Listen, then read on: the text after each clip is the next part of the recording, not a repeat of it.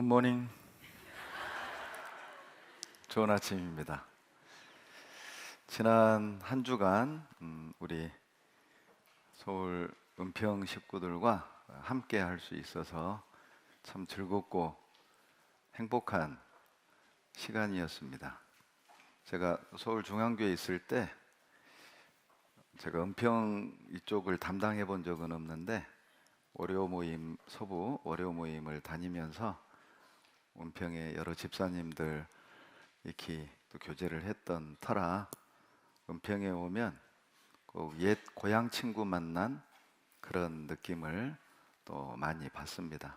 또 묘하게 저하고 좀 연고가 있고 관련된 분들도 좀 계셔서 항상 은평 소식을 듣고 있었습니다.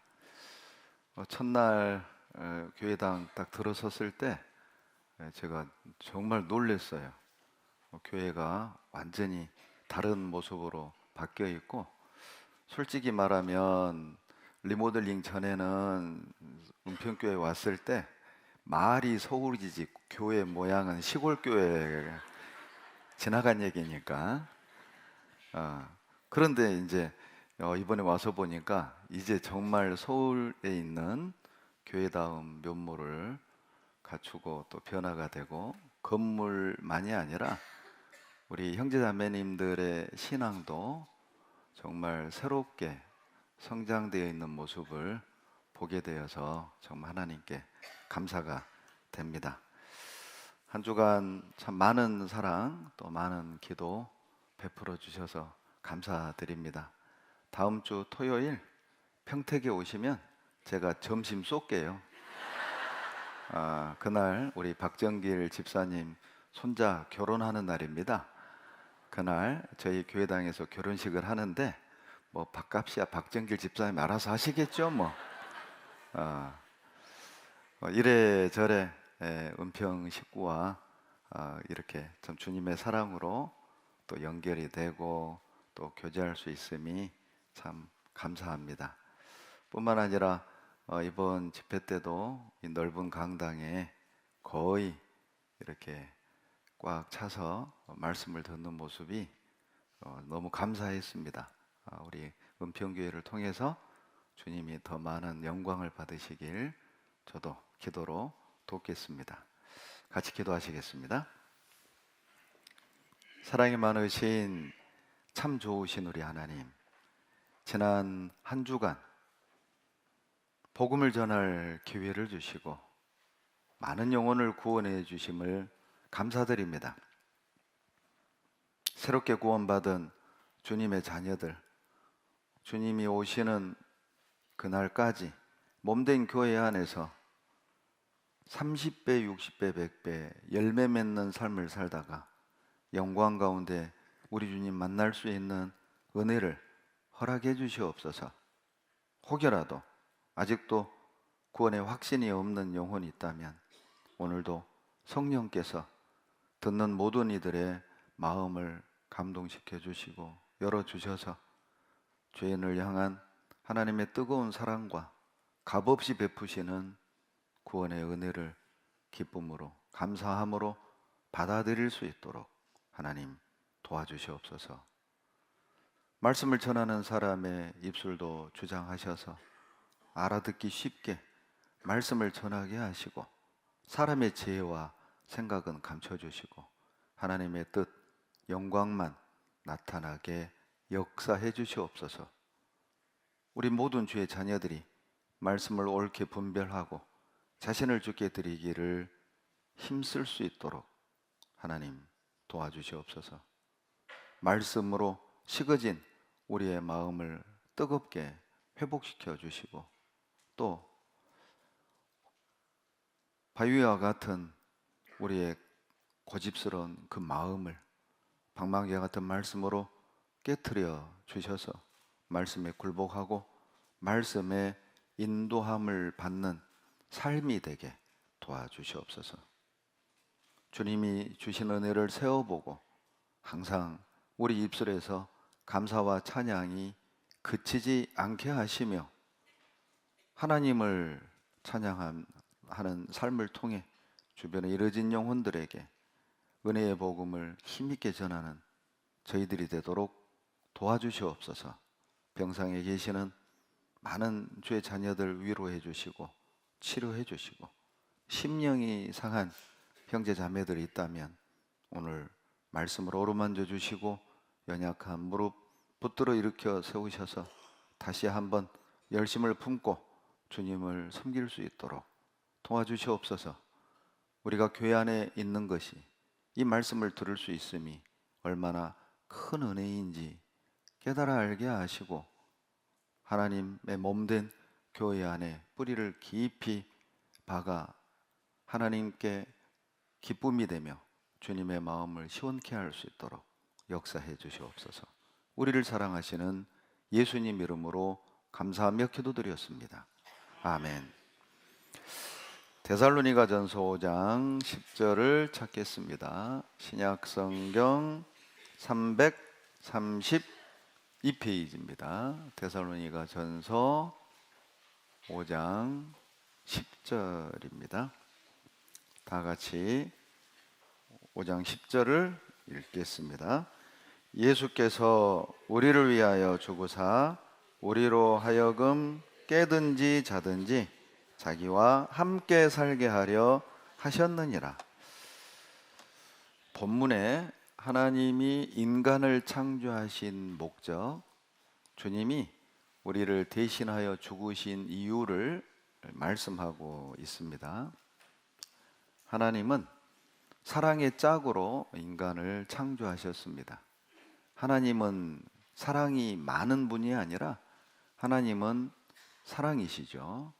그런데 그 사랑은 혼자 할 수는 없는 거잖아요. 그래서 사랑의 짝으로 인간을, 하나님을 닮은 영을 넣어주시고 인간을 창조하셨습니다. 그런데 그 인간이 하나님의 말씀에 불순종하고 죄를 범함으로 이사야 59장 2절 말씀처럼 너희 죄악이 너희와 너희 하나님 사이를 내었다는 말씀처럼 그 죄가 하나님과 인간 사이를 막고 단절을 시킨 겁니다. 그 죄를 가지고서는 하나님과 사랑을 할 수도 없고 하나님 나라에 들어갈 수도 없는 겁니다. 그런데 인간에게는 그 죄를 해결할 수 있는 방법도 능력도 없단 말이죠. 마태복음 19장 26절에 사람은 할 수 없지만 하나님은 다 할 수 있느니라. 사람은 할 수 없는 것을 아버지 하나님께서 그 죄를 없애주시기 위해 육신을 입고 이 땅에 직접 오셔서 우리가 받아야 될 고통과 저주를 대신 받으시고 십자가의 보혈로 우리의 죄를 영원히 도말하시고 대속해 주셨어요. 그래서 5장 10절을 보시면 예수께서 우리를 위하여 죽으사 우리로 하여금 깨든지 자든지 자기와 함께 살게 하려 하셨느니라. 하나님과 함께 살려면 죄가 없어야 하고 깨끗해야 하는데 죄를 가지고는 하나님과 함께 살 수 없다는 뜻이잖아요. 그런데 그 죄를 벗고 그 죄를 해결하는 방법은 딱 하나밖에 없다는 겁니다. 예수께서 우리를 위하여 죽으셔야만 한다는 거죠. 이건 하나님이 정한 법이라고 말씀드렸죠.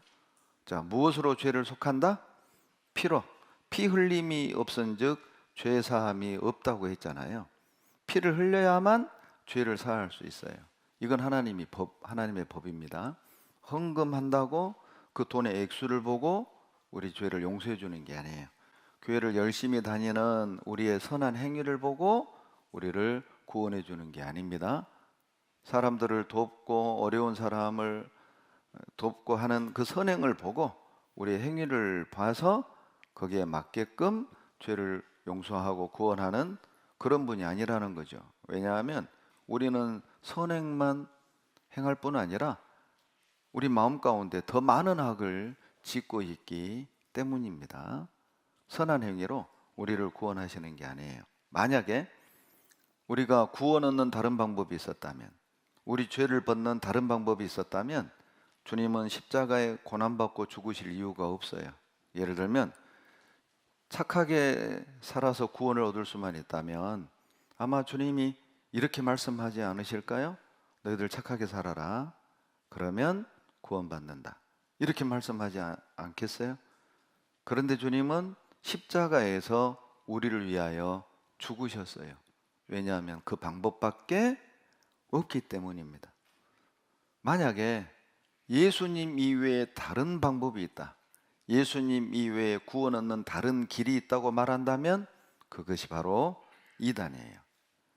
요한복음 10장 9절에 내가 문이니 누구든지 나로 말미암아 들어가면 구원을 얻고 또는 들어가며 나오며 꼴을 얻으리라. 여러분, 예수님이 문이라고 말씀하거든요.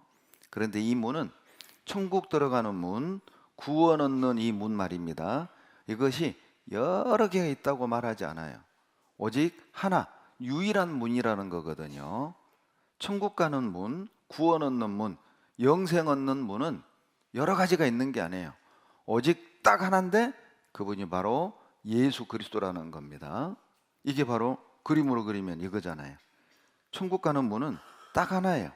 만약에요, 뭐 다른 데로 넘어간다, 성경은 말합니다. 그들을 절도며 강도다. 여러분, 정상적인 사람, 정상적인 집 주인은 어때요? 문으로 들어가겠잖아요. 어떤 주인이 자기 집을 담 넘어갑니까? 그렇잖아요. 담 넘어간다? 절도며 강도죠. 다른 길이 없다는 거예요. 요한복음 10장 1절 다 같이 읽겠습니다. 내가 진실로 진실로 너희에게 이르노니 양의 우리의 문으로 들어가지 아니하고 다른 데로 넘어가는 자는 절도며 강도요. 여러분, 문이 아닌 다른 데로 넘어간다면 그건 절도며 강도다. 죄인이란 뜻이죠. 천국을 못 간다는 뜻이잖아요. 그러죠? 그러니 천국 가는 문, 구원 얻는 문은 딱 하나밖에 없다. 그 문이 무엇이냐? 요한복음 14장 6절에 예수께서 가라사대 내가 곧 길이요 진리요 생명이니 나로 말미암지 않고는 아버지께로 올 자가 없습니다. 예수님의 선언이죠. 여러분, 예수님은요 영생으로 가는 길입니다. 천국 가는 길이라니까요. 구원으로 들어가는 길이라니까요. 그런데 어떤 이단들이 이렇게 또 가르칩니다. 구원 얻는 그 방법은 시대별로 달라. 아브라함 시대에는 아브라함을 통해서 구원을 얻었고, 아브라함이 실패하니까 모세가 오고, 실패하니까 요수아가 오고, 실패하니까 예수가 오고, 실패하니까 참목자가 왔다. 이런 논리를 펼치는 이단이 있습니다. 여러분, 시대별로 구원자가 별도로 따로 있는 게 아니에요. 요한복음 14장 6절을 보세요. 예수께서 가라사대 내가 곧 뭐라고요? 길이요 진리요 생명이라고 말하잖아요. 여러분, 물어봅시다. 진리는 시대별로 변해야 안 변해요? 여러분, 1000년 전에 해가 동쪽에서 떴어요? 서쪽에서 떴어요? 어떻게 알아요? 여러분 봤어요? 이렇게 말하는 사람 사귀지 마세요. 위험합니다. 그거 봐야 알아요. 여러분, 4000년 전에 해가 동쪽에서 떴어요? 북쪽에서 떴어요? 봤어요? 어떻게 알아요? 그걸 봐야만 하냐고요. 진리라니까요. 진리. 여러분, 진리가 시대별로 다를 수 없습니다. 시대별로 다르다면 그건 진리가 아니에요. 2000년 전에도 해는 동쪽에서 뜨고 4000년 전에도 해는 동쪽에서 뜨고 오늘도 해는 동쪽에서 떴어요. 100년 뒤에도 해는 어디서 뜹니까? 혹시 이런 걱정하시는 분 안 계신가요? 북쪽에서 뜨면 어떡하냐? 그분은 치료를 받으셔야 돼요. 교회를 오면 안 됩니다. 병원으로 가세요. 이건 불변이에요. 불변. 화면 봐보세요. 왜 예수님이 내가 진리다 이렇게 얘기했을까요? 아마 그렇게 엉터리 같은 주장을 할 이단이 나타날 걸 아신 거예요. 여러분, 예수님이 영생으로 가는 길이고 천국으로 가는 길이고 구원의 문이라니까요. 이건 진리이기 때문에 시대별로 변하지 않는다는 겁니다. 그러니까 딱 못 박아놨잖아요. 나로 말미암지 않고는 아버지께로 올 자가 없다. 아버지가 천국에 계시잖아요. 천국 갈 자가 없다. 그 말이에요. 천국 가는 유일한 길, 유일한 문이 바로 예수 그리스도입니다. 영국의 그리스도인 존 스토트라는 그리스도인이 이단을 아주 쉽게 정의를 내렸습니다. 이단이란 예수 플러스 something이다. 이게 이단이라는 겁니다. 자, 겉으로는 예수 믿고 천국 이렇게 말은 해요. 그런데 이제 속으로 들어가 보면 예수님도 믿고 뭔가 하나를 더 깨달아야 완전한 구원이다, 이렇게 얘기를 하는 거예요. 겉으로는 예수 믿는 것처럼 말하지만 유월절을 지키고 안식일을 지키고 어머니 하나님을 만나야 된다. 이게 이단입니다. 바로 하나님의 교회죠. 앙상홍 증인입니다. 겉으로는 예수 믿는다고 말은 하지만 계시록을 깨달아야 하고 비유를 깨달아야 하고 참목자를 만나야 돼. 그래야 완전한 구원이다. 이게 바로 신천지입니다. 그래서 그들을 이단이라고 하는 거라니까요. 여러분, 사람들이요, 저 사람들은 이단이야, 그래서 이단 되는 게 아니에요. 오히려 사람들이 이단이라고 손가락질하는 무리 중에 성경을 올바로 알고 거듭난 그리스도인들도 개 중에는 있어요. 그러니까 이단이라는 것이 많은 사람들이 이단해서 이단되는 게 아니에요. 많은 사람들이 저 사람들은 전통, 그래서 정통이 되는 게 아니에요. 성경적이어야 하죠. 정통이 뭡니까? 여러분, 정통이란 오직 예수라니까요. 이게 정통이죠. 이게 성경이 말씀하시는 구원관입니다. 이게 성경적인 거거든요. 예수님을 믿는 것처럼 말하지만 뭔가를 하나 더 깨달아야 된다. 그게 바로 이단이에요. 화면 봐보셔요. 인간이 범죄함으로 말미암아 하나님과의 관계가 끊어졌습니다. 그래서 영원한 멸망을 받을 수밖에 없는 죄인이 된 거죠. 그런데 사람들은 열심히 믿고 율법을 지키고 종교생활을 하고 착하게 살고 헌금도 많이 하면 그 죄가 해결될 거라고, 구원 얻을 거라는 착각을 하는 거예요. 선택받았으니까 간다. 아닙니다. 인간의 행위로, 인간의 방법으로는 구원 얻을 수 없어요. 그래서 하나님이 구원을 선물로 주는 거예요.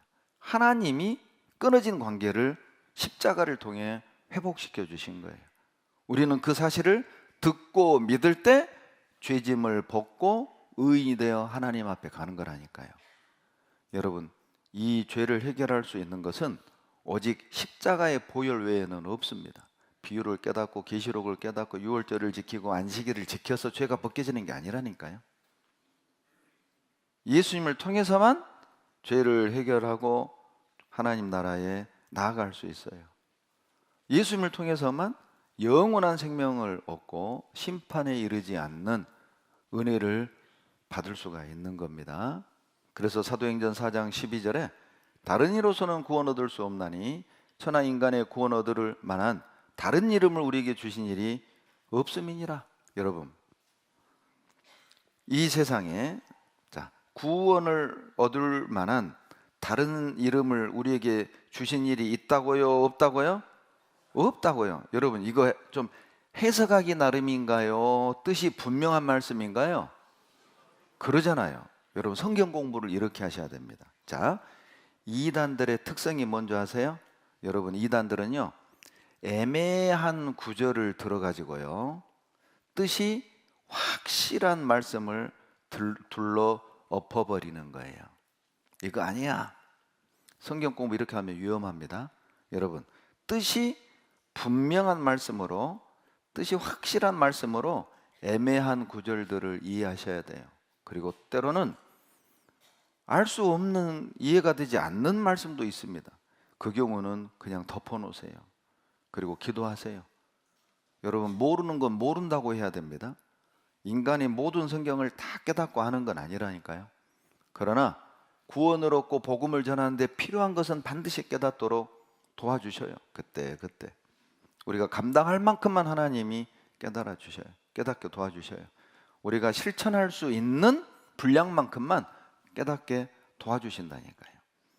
여러분, 성경을 주신 이유는 말씀대로 살게 하려고 주신 거예요.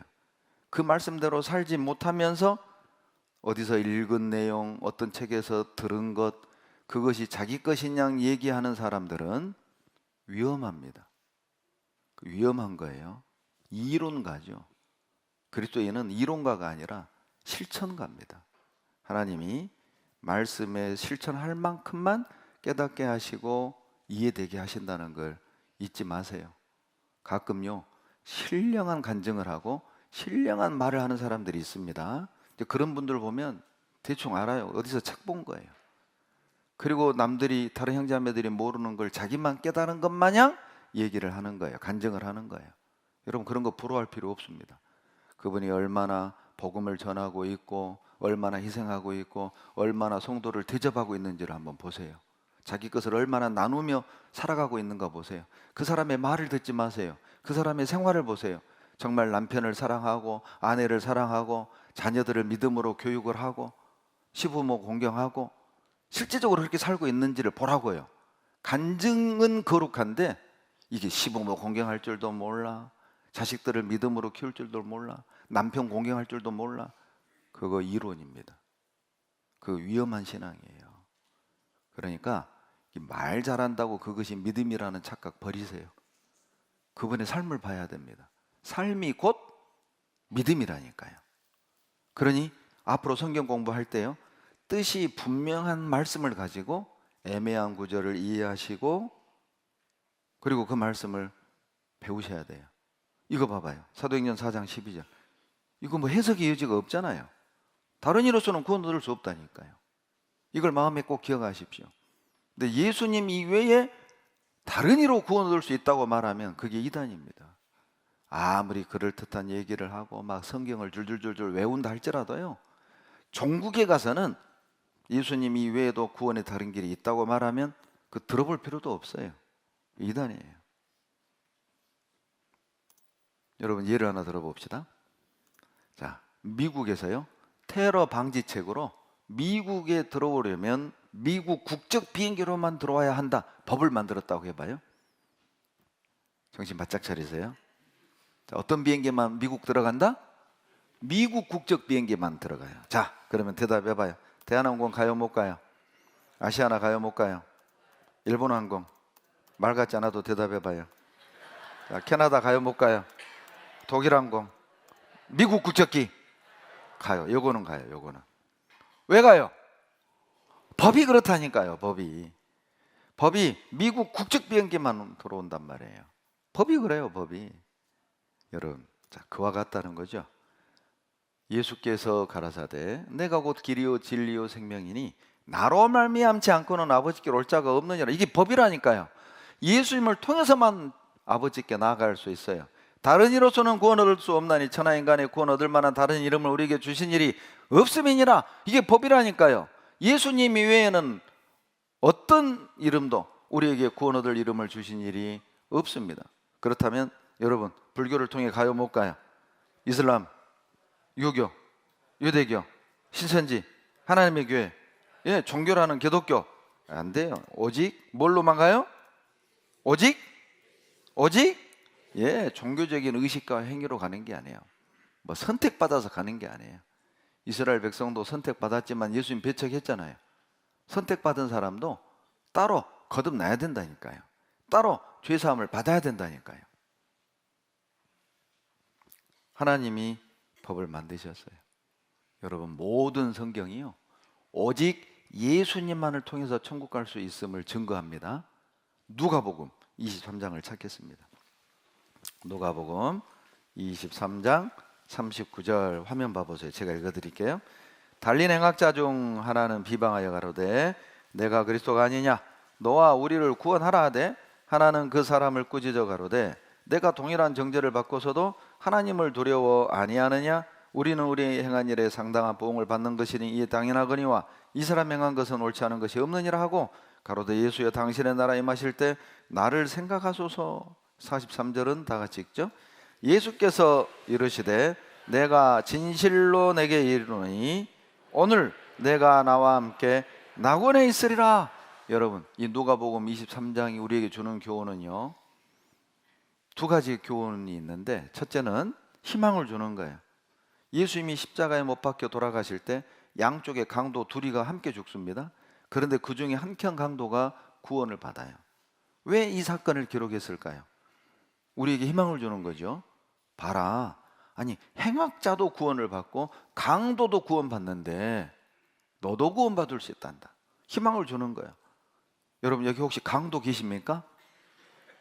걱정 마세요. 구원받을 수 있어요. 예. 살인 강도도 구원받을 수 있다니까요. 진심으로 뉘우치고 회개하고 그 죄를 돌이킬 마음이 있다면 그 사람 하나님이 구원해 주시는 거예요. 예. 자, 또 한 가지 우리에게 주는 교훈이 있습니다. 여기에 두 종류의 사람이 있음을 우리에게 말씀하시는 거예요. 자, 화면 봐보세요. 예수님이 십자가에 죽으실 때 양쪽에 강도 둘이가 함께 죽거든요. 처음에는 같이 예수님을 비난합니다. 너 하나님의 아들이라며 왜 그렇게 무능하게 죽어? 너도 살리고 우리도 살려봐. 비아냥거리고 조롱했습니다. 그런데 예수님이 한마디 변명, 한마디 책망이 없어요. 한쪽 강도는 마음을 바꿉니다. 아, 이분 소문대로 메시아구나. 소문대로 우리를 구원하시기 위해 오신 분이구나. 마음을 바꿔요. 그리고 구원을 받습니다. 반대로요, 한켠 강도는 끝까지 고집을 피우고 지옥을 가요. 여러분 만약에 지옥 가서 볼 수만 있다면 머리 쥐어뜯고 있는 사람 보면 아마 이 강도일 거예요. 왜요? 예수님 가장 가까이 있었잖아요. 그러죠? 구원받을 수 있는 기회가 있었는데 끝까지 고집 피운 거예요. 야, 구원이 쉽냐? 단번에 되냐? 야, 저 사람 믿는다고 구원 되냐? 죄가 없어지냐? 교회 다녀야지, 헌금해야지, 착하게 살아야지. 끝까지 고집 피우는 거예요. 그래서 지옥 간 거예요.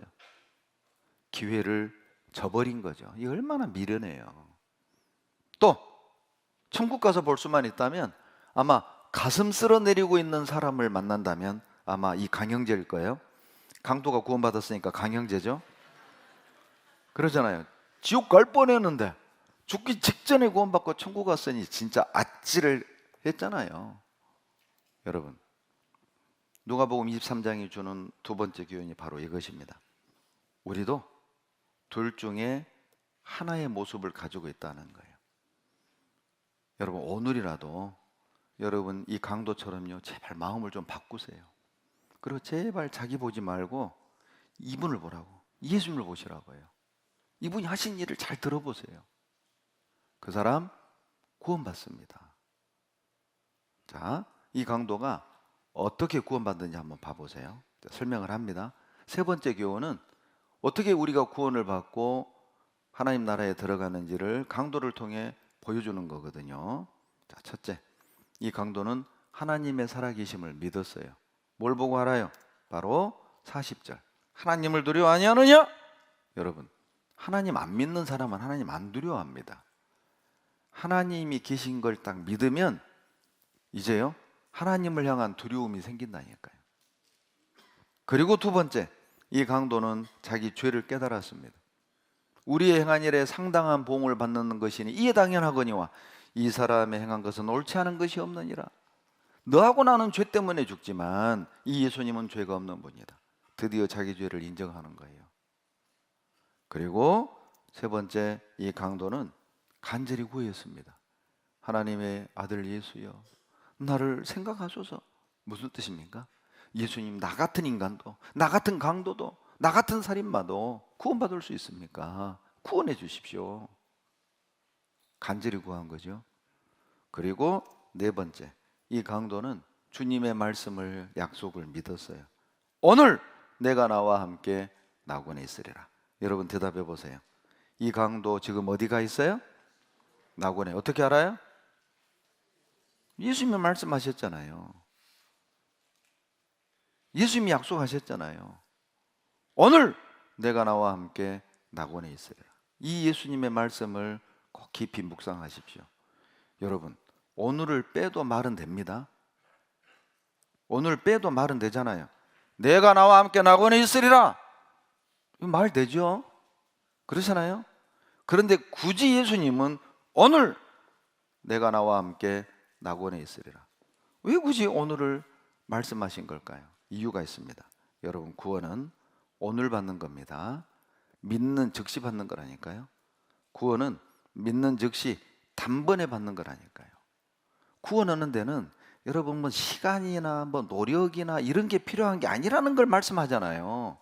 오늘 구원 받잖아요. 여러분 만약에요, 교회를 열심히 다녀야 구원 받는 거라면 이 강도는 죽었다 깨어나도 구원 못 받아요. 왜요? 발에다 못 박아놨는데 어떻게 교회 가요? 그렇잖아요. 또 만약에 착한 일을 해야 구원을 받는 거라면 이 강도는 죽었다 깨어나도 구원 못 받아요. 왜요? 손에다 못 박아놨는데 무슨 착한 일을 해요? 여러분, 못 박히기 전에 구원해 줄 수도 있었잖아요. 그런데 왜 못 박힌 뒤에 주님이 구원하신 걸까요? 아마 이런 교훈이 들어있지 않겠어요? 구원하는 데는 우리의 행위, 우리의 노력, 우리의 열심이 필요한 게 아니라, 여러분 구원하는 데 필요한 건 요거 마음이야. 마음. 구원 얻고 싶은 마음, 죄를 돌이키고 회개하는 마음, 주님의 약속을 믿는 마음 말입니다. 오늘 내가 나와 함께 낙원에 있으리라. 여러분 만약에요, 구원을요 점점 받아가는 것이라면, 구원을 점점 이루어가는 거라면 이 강도는 죽었다 깨어나도 구원 못 받아요. 왜요? 오늘 죽는데요. 오늘 죽는데 어떻게 구원을 점점 받아가요? 어떻게 구원을 점점 이루어가요? 여러분 화면 봐보세요. 여러분 이 강도 교회 며칠 다녔어요? 교회 다닌 적 없다니까요. 이 강도가 무슨 착한 일을 해요? 평생 죄만 짓다가 잡혀서 사형집행 당하는데, 여러분 이 강도가 헌금은 뭐 얼마나 했어요? 몰라요. 모르긴 몰라도 아마 헌금통도 털었을란가. 강도잖아요. 여러분 구원하는 데는 뭐 교회를 얼마나 다녔느냐, 착한 일을 얼마나 했느냐, 헌금을 얼마나 했느냐, 이게 아니라니까요. 여러분 이 강도는요 선택받은 적이 없어요. 무슨 선택받아서 구원을 받아요? 아니 죄 짓고 지금 사형집행 당하는데 무슨, 죽기 직전에 믿었잖아요. 자의적인 해석을 마세요. 말씀 그대로를 보고 믿으셔야 됩니다. 오늘 내가 나와 함께 낙원에 있으리라. 어떻게 구원을 얻는지 샘플을 통해서, 강도를 통해서 우리에게 보여주는 거잖아요. 여러분 대답해봐요. 여러분 자 1번 강도 배워야 됩니까? 2번 강도 배워야 됩니까? 여러분은 1번이에요? 2번이에요? 예, 2번이길 바랍니다. 오늘 내가 나와 함께 낙원에 있으리라. 이건 주님이 나에게 하신 말씀이에요. 믿는 즉시 말이죠. 여러분 이 구원받은 강도 이야기로 만든 찬송가가 211장입니다. 우리 2절 같이 불러볼까요? 그 흉악한 한강도는 제 죄를 깨달아 죄 없으신 주 예수를 구주로 믿었네. 내 지은 죄 흉악하나 주 예수 믿으면 용서받은 강도같이 곧 용서받으리. 나 믿노라 보혈의 공로를 흠없어도 피 흘리사 날 구원하셨네. 그 흉악한 강도도 여러분 봐요, 자기 죄 깨닫고 죄 없으신 예수님을 구주로 믿었잖아요. 똑같습니다. 여러분 내가 지은 죄가 아무리 흉악하고 많아도요, 우리도 예수님을 믿으면 그 용서받은 강도같이 말이죠, 곧 오늘 즉시 용서받는다니까요. 즉시 용서받는다니까요. 예. 나는 믿습니다. 뭘 믿습니까? 예수님의 십자가의 피가 내 죄를요 영원히 다 갚았다는, 다 이루었다는 이 약속을 믿습니다. 나를 피 흘려 구원하신 사실을 믿습니다. 이 강도가 믿었던 것처럼 이 강도 믿음이나 내 믿음이나 같은 믿음이에요. 강도가 오늘 구원받은 것처럼 이 사실을 믿는 우리도 오늘 구원받는다니까요. 다니라가 아니잖아요. 바치라가 아니잖아요. 믿으라잖아요. 믿으라. 그리하면 구원을 얻으리라. 다니라. 그게 아니죠. 바쳐라. 그게 아니잖아요. 울어라. 그게 아니잖아요. 찡해라. 그게 아니잖아요. 여러분 믿어요? 내가 믿어야 한다니까요. 믿어지라가 아닙니다. 내가 믿으려는 의지를 가질 때 믿도록 도와주시는 거예요. 믿으려고 하셔야 됩니다. 믿을 의지를 가져야 합니다. 그 사람이 믿어지는 거예요.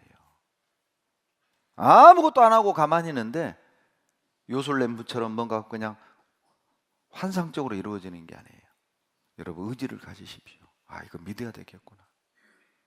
내가 이 길을 가야 되겠구나. 그 사람 그 길 갈 수 있게 도우셔요. 마태복음 8장 2절로 3절 화면 보시고 다 같이 읽겠습니다.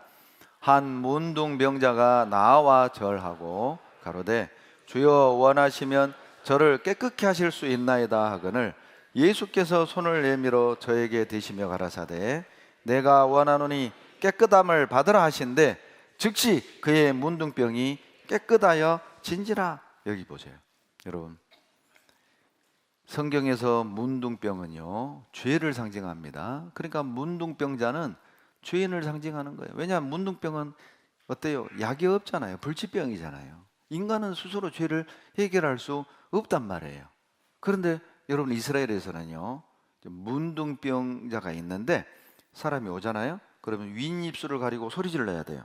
부정하다, 부정하다, 부정하다. 나 문둥이다. 오지 마라. 그 뜻이에요. 그런데 만약에요 이 문둥병자가 아무 말 않고 사람 가까이 오잖아요. 돌로 쳐 죽였습니다. 쳐 죽였어요. 그게 법이었어요. 법. 그런데 이 문둥병 봐보세요. 예수님이 자기 마을에 온다는 소식을 들은 겁니다. 이 문둥병자도 아마 만약을 다 써봤지 않겠어요? 용하다는 의사 다 찾아가봤지 않겠어요? 그런데 차도가 없죠. 고칠 수 없었던 거예요. 그런데 예수님의 소문을 들었어요. 죽은 자 살리고 벙어리 말하게 한다죠. 야, 저분이면은 나를 깨끗게 하실 것 같아.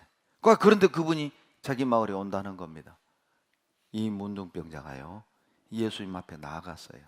이거는요 죽음을 각오한 거예요. 이 문둥병자가 성한 사람을 가까이 오면 쳐 죽였단 말이죠.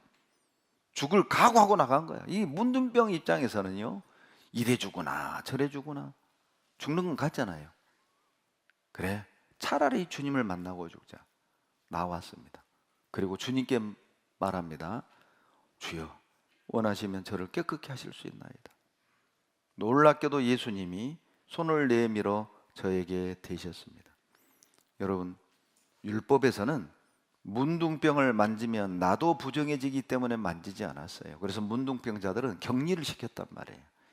저 어렸을 때도요 저희 마을 가까이 옆에요 이 재생원이라는 문둥병 동네가 따로 있어요. 저 소록도에서 좀 상태가 좋아진 사람들이 육지에 적응하려고 만든 마을이에요. 거기서 돼지 키우고 닭 키우고 살아요. 그러니까 저 어렸을 때만 해도 5일장에 나가면 이 문둥 환자들이 많았습니다. 그리고 넝마주의들이요 문둥 환자가 많았다니까요. 그러니까 막 부모들이 말 안 들면 너 문둥이가 잡아가 막 이랬다니까요.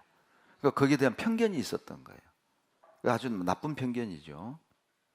그러니까 여하튼 우리나라도 그렇게 격리를 했단 말이죠. 이스라엘 법이 그래요. 그런데 예수님은요 누구도 거리끼고 만지지 않는 문둥병자를 만져주셔요. 그리고 말합니다. 내가 원하노니 깨끗함을 받으라 하신데 즉시 그 문둥병이 깨끗하였습니다. 여러분 이 내용을 애니메이션으로 만들었는데 제가 그 애니메이션을 보는 순간 막 눈물이 쏟아졌어요. 그 문둥병자가요 마치 나 같아. 나같이 불쌍한 사람, 나같이 더러운 죄인을요 우리 주님이 이렇게 탁 만져주시고 안아주는 것 같아가지고 너무 은혜였습니다. 이거 한번 보시죠.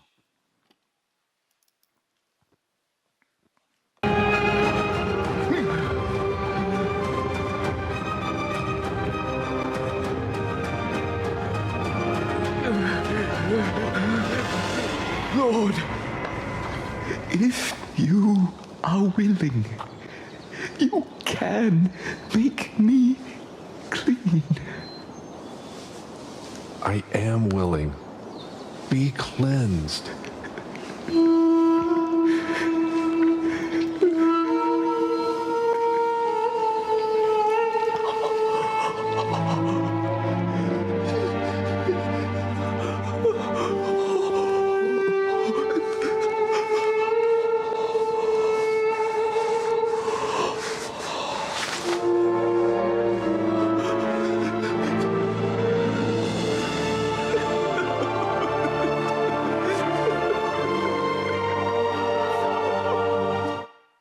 여러분, 자, 이 문둥병이 즉시 깨끗해졌어요? 점점 깨끗해졌어요? 즉시예요. 여러분, 내가 원하노니 주님의 말씀입니다. 내가 원하노니 주님은 원합니다. 내가 구원받기를 원합니다. 여기 있는 여러분이 구원받기를 원합니다. 여러분이 믿는 걸 원한다니까요. 내가 원하노니 깨끗함을 받으라 하신데 즉시 깨끗하여진지라. 하는 거 봐가지고 깨끗하게 해주신 게 아니에요.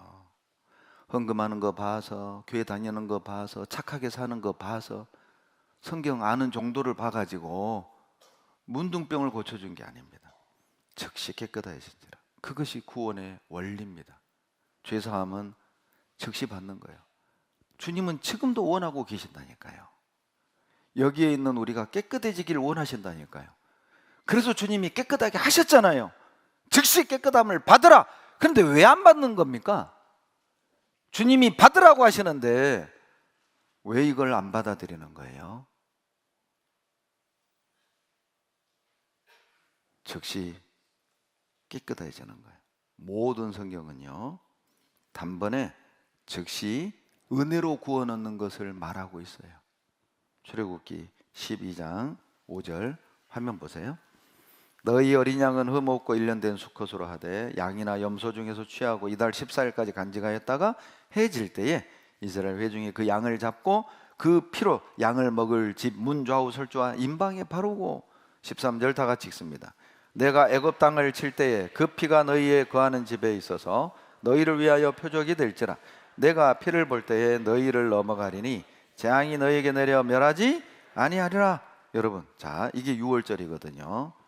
이스라엘 백성들이요, 애굽에서 탈출하려는데 애굽 왕이 안 놔주는 거죠. 10가지 저주를 내려요. 10번째 저주가 뭐냐면 짐승에서부터 사람의 첫 새끼 다 죽이는 거예요. 근데 이스라엘 백성 죽으면 안 되잖아요. 이스라엘 백성은 사는 법을 알려줘요. 양피를 문 좌우 설주와 임방에 바르라는 거죠. 이렇게. 그러면 뭘 볼 때 넘어간다? 뭘 볼 때? 피를 볼 때 넘어가요. 재앙이 넘어가요. 자, 피 발랐습니다. 자, 심판자가 왔네요. 죽여요, 넘어가요? 죽여요, 넘어가요? 넘어가요. 뭘 보고 넘어가요? 예, 이 사람 보는 게 아니에요. 이 사람이 얼마나 착하게 살았냐, 교회를 얼마나 다녔냐, 헌금을 얼마나 했냐, 선택 받았냐 안 받았냐, 그거 보는 게 아니라니까요. 여러분, 성경을 좀 자세히 보세요. 피가 있느냐 없느냐를 보는 거예요. 피 흘림이 없으면 이제 죄사함이 없다니까요. 피를 흘리지 않으면 구원이 없다니까요. 이건 주님이 만든 법이에요. 법. 선택받아서 구원받는 게 아니에요. 헌금해서 구원받는 게 아니에요. 착하게 살아서 구원받는 게 아니에요. 교회를 열심히 다녀서 구원을 받아가는 게 아니라니까요. 우리의 행위를 보는 게 아니라 이 사람의 상태를 보는 게 아니라니까요. 이 사람의 상태, 이 사람의 행위를 보는 게 아니라 피가 있느냐 없느냐를 보는 거예요. 피를 볼 때 바로 넘어가는 거예요. 바로 이 피가 예수님입니다. 고린도전서 5장을 찾아봅시다. 중요하니까 직접 찾으세요. 성경 고린도전서 5장 7절. 신약 268페이지. 신약 268페이지. 고린도전서 5장 7절 같이 읽습니다. 너희는 노룩 없는 자인데 새 덩어리가 되기 위하여 묵은 누룩을 내어버리라. 우리의 유월절 양 곧 그리스도께서 희생이 되셨느니라. 여러분, 자, 이 말씀은요, 구약의 유월절을 알아야만 이해되는 말씀이죠. 우리의 유월절 양 곧 그리스도께서 희생이 되셨느니라. 여러분, 자, 구약의 유월절 날 양 피를 문 좌우 설주와 임방에 바르면 어때요? 자, 심판자가 뭘 보고? 피를 볼 때 넘어가리라.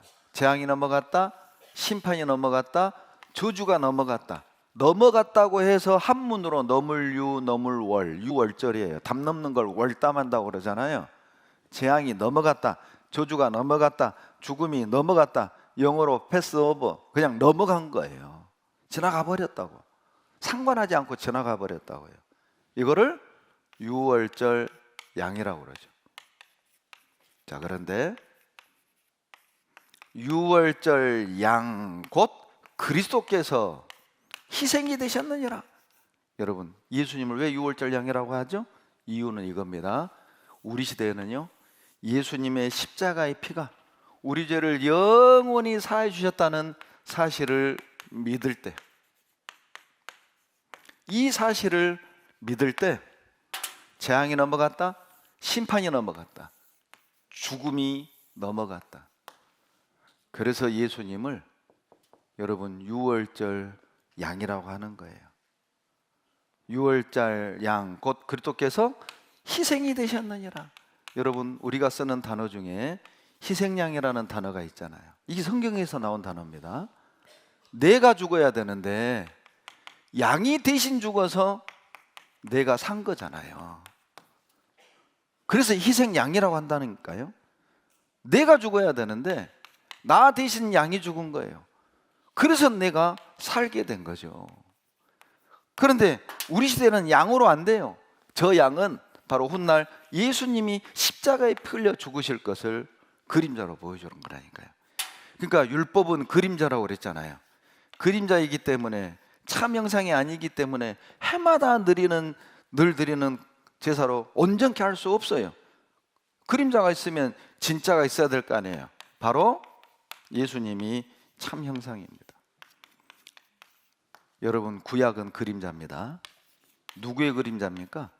바로 예수님의 그림자예요. 신약에 와서 주님이 이루실 것에 대한 그림자라니까요.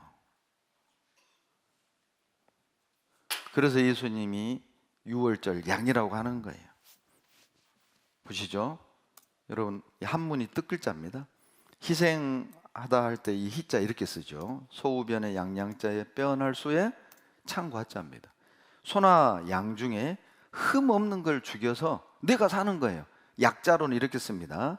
소우변의 양양자에 나자예요. 내가 죽어야 되는데 소나 양을 희생시켜서 내가 살았다, 그 말이에요. 놀라운 표현이죠. 정말 한문은요, 성경을 품고 있습니다. 그냥 만든 게 아니에요. 여러분, 이게 오를 의자죠. 의인할 때 의자잖아요. 이게 어떻게 된 거냐? 양양자에 나자예요. 보세요. 여러분, 이게 나자잖아요. 나 같은 죄인이 어떻게 의인이 돼서 천국 가냔 말이에요. 방법은 하나밖에 없어요. 양 피를 뒤집어 쓰는 거예요. 이게 양이잖아요. 죄인이 의인 되는 방법은 뭐 교회 다녀서 뭐 열심히 살아서 아니라니까요. 선택받아서 그게 아니라니까요. 양피 뒤집어 써서 의인 되는 거예요. 여러분, 보세요. 이건 내복 아닙니다. 내복이 아니고 이 새카만 건 죄인이란 뜻이에요. 죄. 예? 우리가 이렇게 죄 덩어리였단 말이에요. 머리끝에서 발끝까지. 예. 그런데 예수님 피로 우리 죄를 이렇게 영원히 도말해 주시고, 이 사실을 믿을 때 하나님이 의인이다, 죄 없는 의인이다, 깨끗한 의인이다, 이렇게 보신다니까요. 여러분, 이 속에는 더러운 죄가 지금 있죠. 그런데 하나님이 이렇게 의롭게 보시는 거예요. 우리가 막 죄의 기질이 없어지고 막 성격이 바뀌고 막 사람이 천사로 바뀌어서 구원받는 게 아니라니까요. 못된 성격 그대로예요. 그런데 그 죄로 인한 심판이 면제됐다는 뜻이죠. 기질은 그대로 있다니까요. 그러니까 하나님이 나를 의롭게 봐주는 거지, 착각하지 마세요. 내가 천사는 아니에요. 은혜로 믿는 자들을 의인이다, 이렇게 보는 거라니까요. 어떤 그리스도인이 이렇게 말했습니다. 성경을 짜봐라, 피가 나올 것이다. 구약을 짜봐라. 양피가 나올 것이다. 신약을 짜봐라. 바로 예수님 피가 나올 것이다. 성경은 피의 책이죠. 우리 몸에서 피 싹 뽑으면 죽잖아요. 성경에서 피 다 없애면 이거 아무짝에 쓸모없는 책이에요. 예수님의 피가 우리 죄를 영원히 도말하셨어요. 민수기 21장을 찾겠습니다. 민수기 21장 4절로 6절. 창세기 출애굽기 레위기 민수기죠. 민수기 21장 4절로 6절. 백성이 호르산에서 진행하여 홍해길로 쫓아 에돔 땅을 둘러 행하려 했다가 길로 인하여 백성의 마음이 상하니라. 백성이 하나님과 모세를 향하여 원망하되 어찌하여 우리를 애굽에서 인도하여 올려서 이 광야에서 죽게 하는고. 이곳에는 식물도 없고 물도 없도다. 우리 마음이 이 박한 식물을 싫어하노라 하며. 6절 다 같이 읽죠. 여호와께서 불뱀들을 백성 중에 보내어 백성을 물게 하심으로 이스라엘 백성 중에 죽은 자가 많은지라. 여러분 봐보세요. 이스라엘 백성이요, 광야를 대략 한 200만 명이 광야를 헤맸잖아요. 그러죠? 그런데 이 광야에서요, 물이 없다고 원망하는 거예요.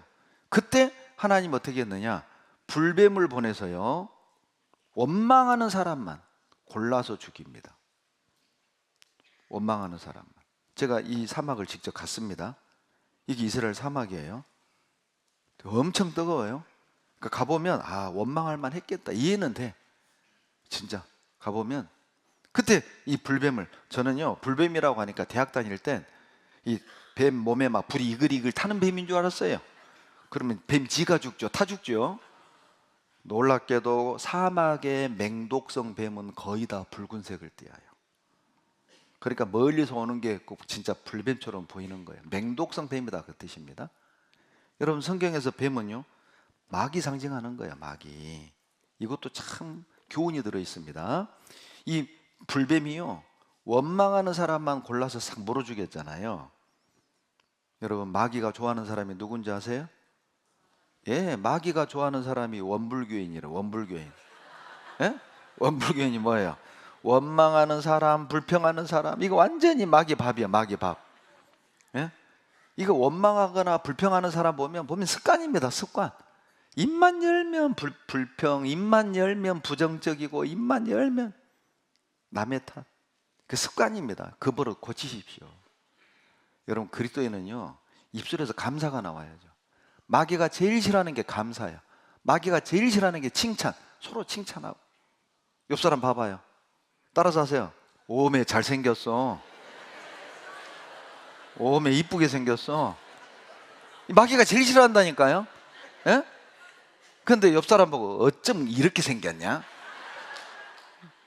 이 큰일 나는 거예요.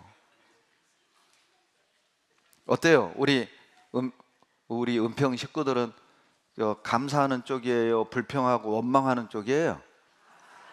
그렇다고 합시다. 이게 홈그라운드의 이점이에요. 네, 진짜 여러분 감사하는 사람이 되세요. 서로 칭찬하고 격려하고 하나 되고 긍정적이고 말이에요. 그런데 봐요, 하나님이 이제 사는 법을 알려줘요. 민수기 21장 8절로 9절 다 같이 읽겠습니다. 여호와께서 모세에게 이르시되 불뱀을 만들어 장대 위에 달라 물린 자마다 그것을 보면 살리라. 모세가 놋뱀을 만들어 장대 위에 다니 뱀에게 물린 자마다 놋뱀을 쳐다본즉 살더라. 참 재밌는 방법을 알려줬어요. 봐봐요. 놋으로 뱀을 만들어 장대 위에 달아라. 쳐다보면 산다. 그러니까 모세가 놋으로 뱀 만들어 장대 위에 달고 소리 질렀겠죠?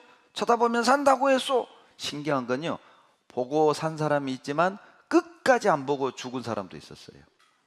여러분, 이건 뭘 교훈하냐면 구원이 어려운 게 아니라는 거예요. 여러분, 놋뱀 쳐다보는 거 어려워요, 쉬워요?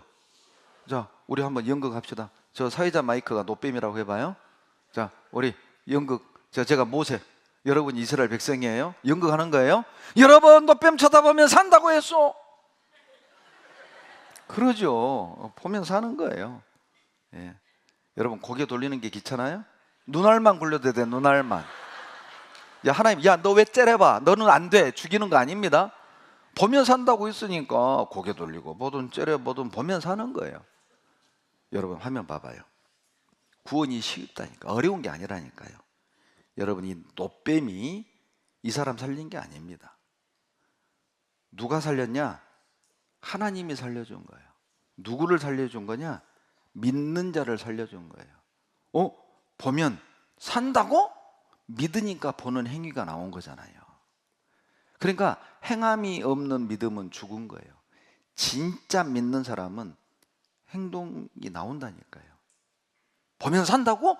보자. 보면 산다고? 봐야지. 그래놓고 안 봐. 그거 죽어요, 살아요? 그러죠. 보는 행위를 통해서 이 사람 진짜 믿는 사람이구나 아는 거예요. 보면 산다고? 나 믿어. 근데 안 봐. 안 보는, 안 믿는 거죠. 여러분, 믿는 사람이요, 안 믿는 사람이요? 어떤 삶의 변화가 있었어요? 어떤 행위가 있어요, 나에겐? 행함이 없는 믿음은 죽은 것입니다. 산 믿음은 변화돼요. 바뀌게 돼 있어요. 행동으로 나오게 돼 있다니까요. 자, 그러면 우리도 노수로 뱀 만들어 가지고 장대 위에 달아서 쳐다보란 말입니까? 아닙니다. 구약은 그림자라고 그랬죠. 바로 예수님 모습이에요. 요한복음 3장을 찾습니다. 요한복음 3장 14절로 15절. 이것도 예수님 모습입니다. 요한복음 3장 14절로 15절. 다 같이 읽겠습니다. 모세가 광야에서 뱀을 든 것 같이 인자도 들려야 하리니 이는 저를 믿는 자마다 영생을 얻게 하려 하심이니라. 화면 봐봐요. 모세가 광야에서 뱀을 든 것 같이 예수님도 들려야 한다. 이유는요, 믿는 자마다 영생 얻게 하기 위해서. 이렇게 과거에 사막에서 노뱀을 쳐다보면 살았던 것처럼 여러분, 오늘날 우리 시대는요, 십자가에 높이 달린 예수님을 바라볼 때, 바라본다는 건 믿는 자입니다. 믿는 자는 영생을 얻게 하셔요. 잘 보세요. 다니는 자가 아니라니까요. 바치는 자가 아니죠. 어떤 자? 믿는 자는 영생 얻어요. 뭘 믿습니까? 예수님이 다 이루신 사실, 다 갚아주신 사실. 우리는 이 사실을 믿는 거예요. 그 사람에게 하나님이 생명을 주시는 거예요. 노뱀을 믿음으로 바라본 사람 다 살려줬던 것처럼 십자가에 높이 매달린 예수 그리스도를 믿을 때 하나님이 너는 자녀다라고 하시는 거예요. 여러분 믿어요? 예, 저도 믿습니다. 십자가를 바라보십시오. 보라! 세상 죄를 지고 가는 하나님의 어린 양이로다. 그 보혈로 우리의 죄를 영원히 도말하시고 돌아오라고 한 거예요. 긍휼히 여기셔서 우리를 부르고 계시는 거예요. 요한복음 3장 16절 다 같이 읽겠습니다. 하나님이 세상을 이처럼 사랑하사 독생자를 주셨으니 이는 저를 믿는 자마다 멸망치 않고 영생을 얻게 하려 하심이라. 여러분, 구글에서요, 전 세계인들이 가장 많이 검색한 구절 요한복음 3장 16절입니다. 놀랍게도 요한복음 3장 14절 15절 이어서 나온 말씀이죠. 모세가 광야에서 뱀을 든 것 같이 인자도 들려야 하리니 이는 저를 믿는 자마다 영생을 얻게 하려 하심이니라. 뒤에 하나님이 이처럼 세상을 사랑하사 독생자를 주셨으니 이는 저를 믿는 자마다 멸망치 않고 영생을 얻게 하려 하심이니라. 노뱀과 연결된 구절이 16절입니다. 보세요. 하나님이 세상을, 이 세상에다가 자기 이름 넣으세요. 배연기를 이처럼 어떻게 해요? 십자가에서 이처럼 사랑하셨어요. 많은 사람들이 십자가를요, 교회당 마크라고 생각을 합니다. 십자가를 높이 매달리는 이유가 교회당 위치를 알리려고 십자가를 매다는 줄 알아요. 틀렸어요. 왜 십자가를 높이 매달아 놓습니까?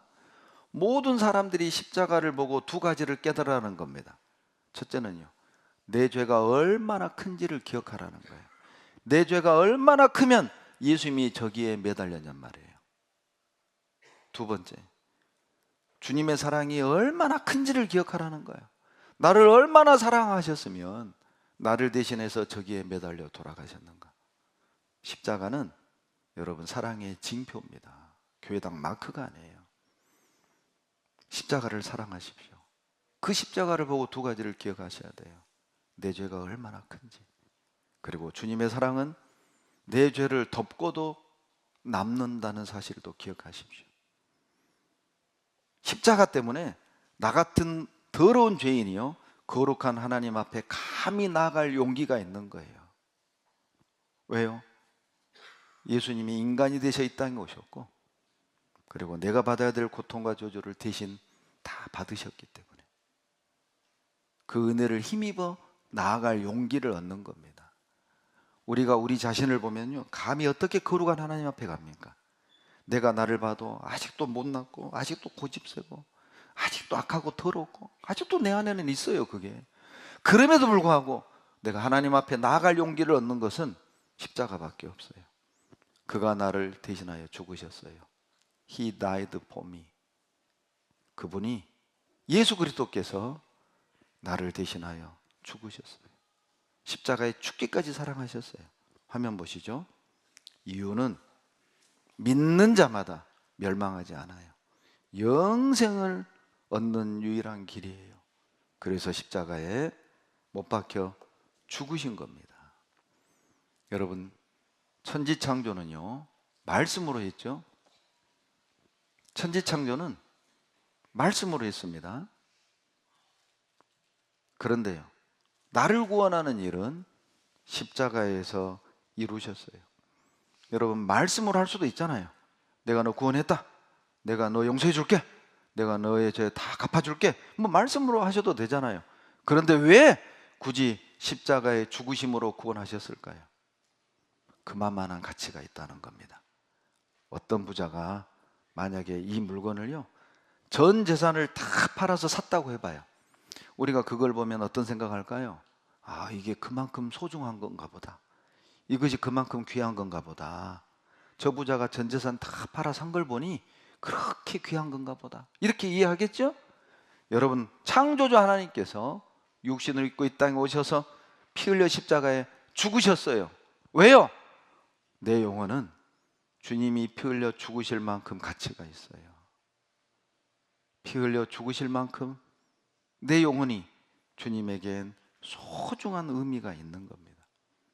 여러분, 구원이 공짜지만 싸구려는 아닙니다. 죄송한데요, 구원받았다는 사람들이요, 그저 자기 성공을 위해서, 자기 계획을 이루기 위해서 육신을 위해 사는 거 보면 안타까움을 넘어서 속상할 때가 있어요. 어떻게 구원을 저렇게 싸구려 취급을 할까? 여러분, 우리가 구원을 공짜로 얻었다고 해서 싸구려가 아닙니다. 너무 귀하니까 하나님이 공짜로 거저 준 거라니까요. 사람들이 이 구원을요, 거저 얻어서 그런지 이 귀한 걸 모르는 거예요. 구원 받았으니까 됐고, 이제 뭐 내 하고 싶은 거, 갖고 싶은 거, 뭐 이 땅에서 누리고 싶은 거 하면서 살자. 여러분, 그러라고 나를 대신해서 죽으셨을까요? 오늘 고린도서 5장 21절 읽으셨잖아요. 왜 주님이 우리를 대신하여 죽으셨습니까? 하나님 의가 되게 하시려고. 이제 자기를 위해 살지 말고 우리를 대신하여 죽었다가 다시 사신 자를 위해 살게 하려고. 고린도서 5장 15절 말씀이죠. 이제 우리는 우리를 위해 살 수가 없다니까요. 여러분, 음악의 어머니가 누구죠? 음악의 어머니, 이미자 그러지 말고 핸델입니다. 핸델. 여러분, 교회 극음악을 오라토리라고 합니다. 핸델이 최초로 만든 교회 극음악이 그 유명한 메시아예요. 메시아. 여러분, 메시아가 50곡으로 되어 있습니다. 53곡으로 3부로 나눠져 있죠. 예수님의 탄생, 예수님의 죽음, 예수님의 부활. 그런데 44번째 곡이 그 유명한 할렐루야입니다. 메시아가요, 이 핸들이요, 24일 동안 잠 안 자고 이 메시아를 작곡했다고 해요. 그리고 다 완성해 놓고 쓰러져 잠들었습니다. 3일 만에 깨어나서 비서에게 한 말입니다. 그분이 나를 찾아왔다. 이분이 이사야 53장을 읽다가 예수님의 은혜를 깨달은 거예요. 그리고 쓴 것이 바로 메시아입니다. 이사야 53장 3절에 그는 멸시를 받아서 사람에게 실어버린 바가 되었고 간고를 많이 겪었고 질고를 하는 자라 마치 사람들에게 얼굴을 가리우고 보지 않음을 받는 자 같아서 멸시를 당하였고 우리도 그를 귀히 여기지 아니하였도다. 내가 그분을 귀하게 여기지 않았는데 그럼에도 그분은 5절 그가 찔림은 우리의 허물을 인하며 그가 상함은 우리의 죄악을 인함이라. 그가 징계를 받음으로 우리가 평안을 누리고 그가 채찍에 맞음으로 우리가 나음을 입었도다. 복음을 깨달은 거예요. 그가 나를 대신하여 죽으셨구나. 그리고 막 미친 듯이 써내려간 곡이 바로 메시아고 44번째 곡이 할렐루야입니다. 이 할렐루야가 이 노래를 들어보면 할렐루야 할렐루야를 45번을 반복하거든요. 직접 들어보시죠.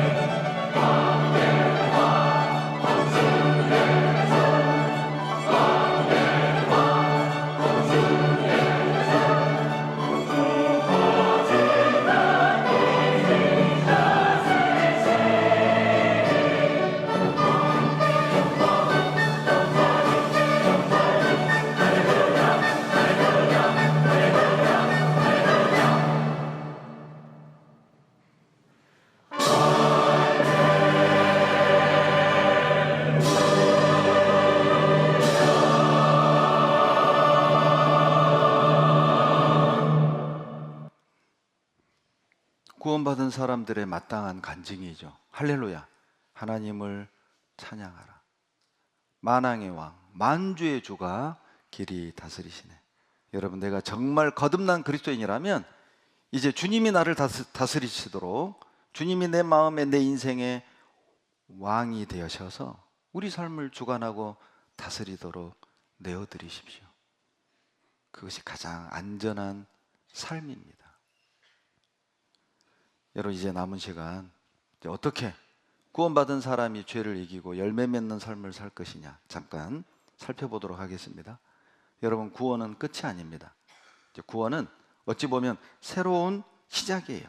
죄인 배은기로서의 삶은 이제 끝내고 이제 하나님의 자녀 배은기로서 새로운 삶을 출발하는 거거든요.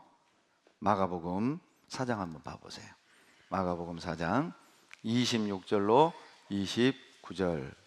또 가라사대 하나님의 나라는 사람이 씨를 땅에 뿌린 것 같으니 저가 밤낮 자고 깨고 하는 중에 씨가 나서 자라되 그 어떻게 된 것을 알지 못하느니라. 땅이 스스로 열매를 맺되 처음에는 싹이요 처음에는 이삭이요 그 다음에는 이삭의 충실한 곡식이라. 29절 다 같이 읽죠. 열매가 익으면 곧 낫을 대나니 이는 수수 때가 이르렀음이니라. 여러분, 신앙생활과 씨 뿌리는 농사가 거의 비슷합니다. 여러분, 지난 월, 화, 수, 목, 금요일까지 제가 5일 동안 뭐 한 줄 알아요? 밭을 갈았어요. 사람의 마음의 밭, 고집이라는 바위덩어리도 빼내고 진화론이라는 쑥뿌리도 캐내고 흙을 보드랗게 만들어서 어제 오늘 씨를 뿌렸어요. 구원의 씨, 생명의 씨, 말씀의 씨를 뿌렸어요. 이제 그것을 딱 받아들인 사람 보세요. 이제 시간이 지나면 점점 살아있는 씨는 자랍니다. 자란다는 말은 변화라고 이해하셔도 좋습니다. 처음에는 싹이고 또 시간 지나니 더 자라 이삭이 되고 또 시간 지나니까 곡식을 맺는 걸 보게 될 거예요. 열매가 다 익으면 이제 낫을 대서 추수 때 딱 걷어 가셔요. 주님의 재림이죠. 여러분, 이걸 이렇게 설명해 드릴 수 있습니다. 싹은 영혼의 구원을 말하는 거예요. 씨가 싹이 났네요. 이분 확실히 구원 받았구나. 이제 시간 지나면 알 수 있어요. 그리고 이제 이삭은 뭐냐? 생활의 변화를 말할 수 있어요. 성경에 생활의 구원이라는 용어는 없지만 이해하기 좋게 생활의 변화라고 말할 수 있어요. 이제 점점 바뀌어가요. 그리고 곡식은요, 이제 때가 되면 주님이 공중에 오셔서 우리 죄의 기질마저도 완전히 없애버리고 하나님과 같은 완전한 모양으로 변화시켜 데려갑니다. 이걸 알곡이라고 말할 수 있어요. 자, 이제 씨를 뿌려서 싹이 난 건 생명의 시작인 거죠. 그리고 이제 점점 변화되는 건 성장이라고 말할 수 있고, 그리고 주님이 때가 되면 데리러 오시잖아요. 결실이라고 말할 수 있어요. 그래서 베드로전서 1장 8절로 9절에 다 같이 읽습니다. 예수를 너희가 보지 못하였으나 사랑하는도다. 이제도 보지 못하나 믿고 말할 수 없는 영광스러운 즐거움으로 기뻐하니 믿음의 결국 곧 영혼의 구원을, 여러분 이게 바로 영혼 구원입니다. 이 영혼 구원이 천국 가는 구원이죠. 그래서 성경의 영혼 구원에 관한 말씀은 다 과거 완료형으로 기록되어 있어요. 영혼 구원을 받음이니라, 받아가느니라가 아니죠. 받고 있느니라가 아니죠. 받을 것이다가 아니잖아요. 받음이니라, 이미 끝난 사건이에요. 완료형으로 기록되어 있습니다. 그런 식으로 구분하는 거예요. 이제 두 번째, 생활구원에 관한 말씀이 빌립보서 2장 12절입니다. 그러므로 나의 사랑하는 자들아, 너희가 나 있을 때뿐 아니라 더욱 지금 나 없을 때에도 항상 복종하여 두렵고 떨림으로 너희 구원을 이루라. 현재 진행형이죠. 이루어 가라는 뜻이거든요. 그러니까 성경에 구원을 이루라 이렇게 표현되어 있다면 이건 영혼 구원이 아니라 바로 생활 구원, 생활의 변화를 말하는 거예요. 이 생활 구원은 뭐 천국 가고 지옥 가고 그런 구원이 아니죠. 이미 구원 얻고 천국 가게 된 자녀들이 이제 이거는 상과 관계되어 있어요. 하나님을 기쁘시게 하는 변화된 삶을 통해서 주님 앞에 갔을 때 영광을 받고 상을 받는 것과 연결되어 있는 구원입니다. 오늘 남은 시간 이걸 배우게 될 거예요. 어떻게 생활 구원을 이루어 갈 것이냐. 그리고 이제 곡식은 몸의 구원을 말하는 거죠. 로마서 8장 23절에 이뿐 아니라 또한 우리 곧 성령의 처음 익은 열매를 받은 우리까지도 속으로 탄식하여 양자 될 것 곧 우리 몸의 구속을 기다리느니라. 이건요, 때가 되면 주님이 우리를 변화시켜서 저절로 데려가는 구원입니다. 자, 보세요. 이 영혼 구원은 단번에 되는 구원이고요. 과거 완료형으로 되어 있고요. 이게 바로 천국 가는 구원입니다. 생활 구원은 지속적으로 이루어가는 거죠. 그래서 현재 진행형으로 되어 있고, 이 생활 구원은 천국과 관계없어요. 상벌과 관계있고요. 이 몸의 구원은 단번에 앞으로 주님이 이루어 줄 거예요. 그래서 미래형이에요. 이거는 하나님이 주시는 영광과 연결되어 있습니다. 자, 그렇다면 어떻게 변화되고 열매 맺을 거냐? 몇 가지만 말씀드릴게요. 여러분, 첫째, 마음을 딱 정하십시오. 이게 중요합니다. 마음을 정하는 것이요, 신앙생활을 하는데 아주 중요합니다. 시편 57편 7절 다 같이 읽겠습니다. 하나님이여, 내 마음이 확정되었고 내 마음이 확정되었사오니 내가 노래하고 내가 찬송하리이다. 여러분, 오늘 아침에도 오늘 교회 갈까 말까 아마 고민하신 분 계시죠?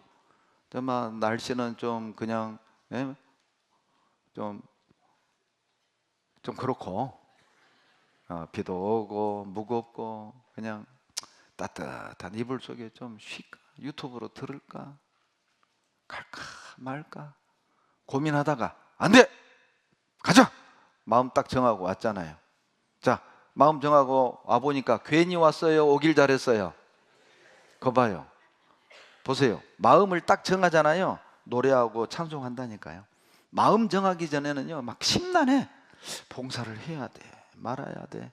교제를 가야 돼, 말아야 돼. 전도를 해야 돼, 말아야 돼. 심란해, 깝깝해.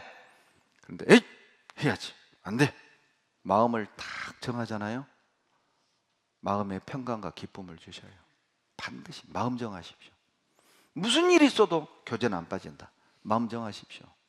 무슨 일이 있어도 내가 말씀을 듣는다. 마음 딱 정하라고. 무슨 일이 있어도 나는 봉사한다. 마음을 딱 정해보라고. 하나님 쪽으로. 그러면 찬송합니다. 마음 안 정하면은요, 항상 불편하고 찝찝해. 미안해. 하나님께 죄송해. 이러면 안 되는데, 이러면 안 되는데. 늘 두 마음. 그렇게 살지 마세요. 그냥 마음 딱 정하라고. 정하셨어요? 자, 옆 사람 보고 물어봐요. 마음 정했어? 마음 정했어? 물어봐 얼른. 마음 정했어? 예, 예, 두 사람 빼고 정했어요. 보니까 1분단에 한 명 아직 있고 6분단에 한 명이 아직 있어요. 눈에 확 들어와. 여러분 여기 서 있으면요 400명 눈이 다 내 눈에 들어옵니다. 여러분 표정을 보면서 제가 설교해요.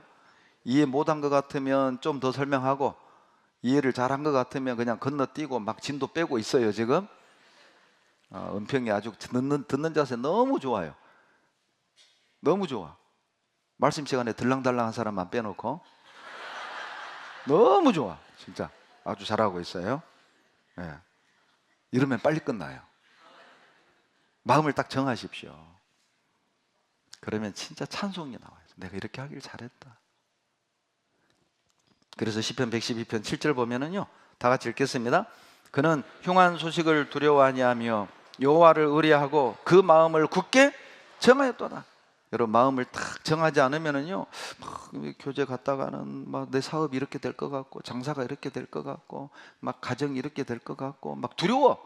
그러니까 막 마음 못 정하고 갈팡질팡 갈까 말까. 그런데요, 그래, 하나님이 도와주실 거예요. 믿고 마음을 딱 정하잖아요. 두려움이 사라져요. 염려가 사라져요. 마음 안 정하면 끝까지 염려, 끝까지 두려워해요. 제가 좋아하는 영상 하나 보여드릴게요. 제가 이거 보면서요, 꼭 주님과 나와의 관계 같아요. 봐보세요. 너무 좋아요.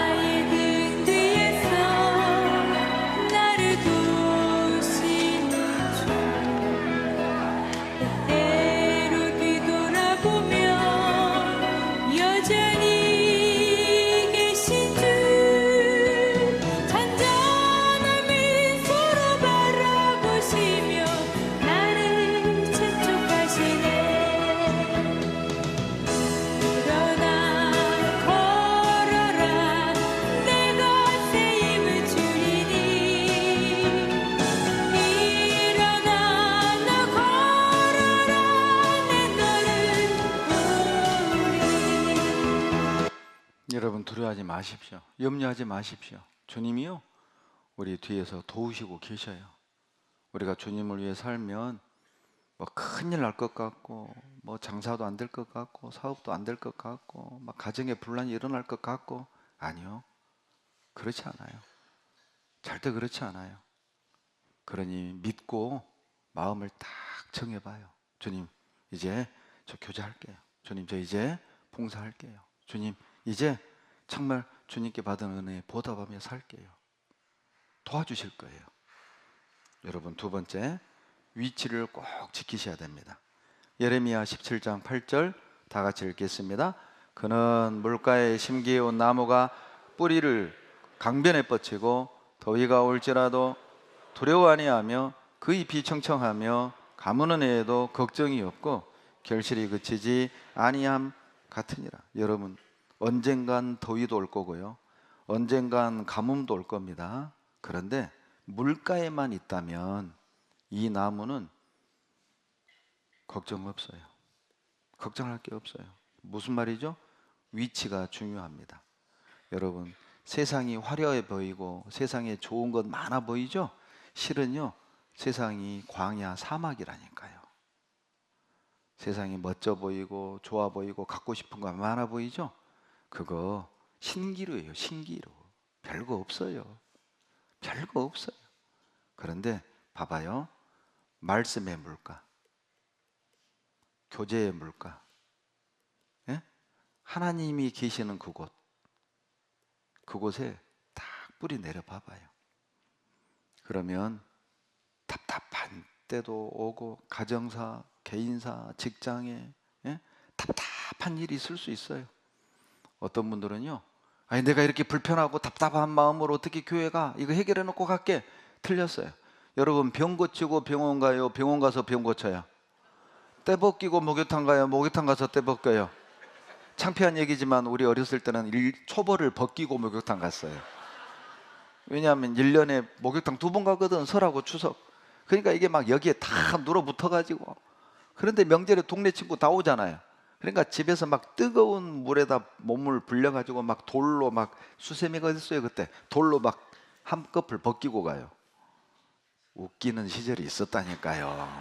지금 생각하면 진짜, 예? 웃기잖아요. 목욕탕을 어떻게 초보를 벗기고 가? 가서 벗기지. 여러분, 교회는 병원입니다. 와서 고치는 거예요. 심란한 사람들이 와서 길을 찾고 평안을 얻고, 그리고 삶의 방향을 찾는 곳이라니까요. 그러니 거꾸로 생각하세요. 심란하거든 말씀 들으세요. 답답하거든 교회 오세요. 일이 안 풀리거든 교제하세요. 그거 다 해결하고 교회 오는 게 아니라니까요. 하나님이 도와주셔요. 내 능력으로 살아봤잖아요. 내 능력으로 이제까지 살아봤잖아요. 내 방법으로 살아봤잖아요. 그래서 어떻게 됐는데요? 이제는 주님의 방법으로 사세요. 주님의 도우심을 힘입고 한번 살아보라고. 위치가 중요하다니까요. 여러분, 지난 일주일 동안 저녁에 우리 어디 있었어야 해요? 7시 반부터 9시 반까지. 그러죠. 여러분, 이 시간, 주일 아침 이 시간 우리 어디 있어야 돼요? 그러죠. 이 안에 있으니까 죄와 구별되는 거예요. 말씀으로 위로받고 감동도 얻고 힘도 얻고, 아, 내가 이렇게 살아야겠다. 용기도 생기고 말이에요. 비록 세상 일은 되는 게 없고 답답하지만 그래도 말씀 듣다 보면 한 줄기 빛이 보이잖아요. 아, 저런 방법도 있구나. 아, 저런 마음으로 살아야 되겠구나. 이제 주님 의지하고 가야 되겠구나. 위치를 지키십시오. 말씀이 있는 곳에 계셔야 됩니다. 교제가 있는 곳에 가야 됩니다. 봉사가 있는 곳에 가야 한다니까요.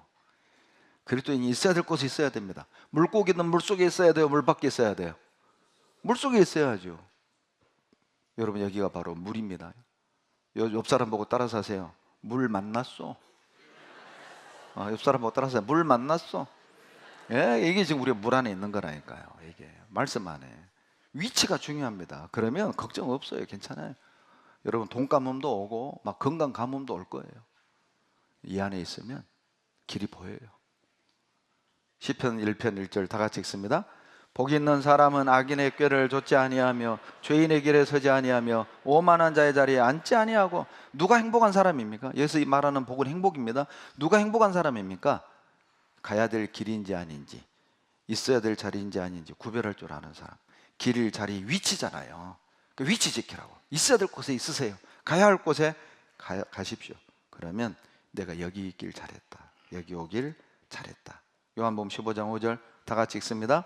나는 포도나무요 너희는 가지니 저가 내 안에 내가 저 안에 있으면 이 사람은 과실을 많이 맺나니 나를 떠나서는 너희가 아무것도 할 수 없음이니라. 보세요. 포도나무고 가지입니다. 가지가 포도나무에서 떨어지면 감나무로 바뀌는 건 아니지만 본질은 그대로지만 열매는 못 맺혀요.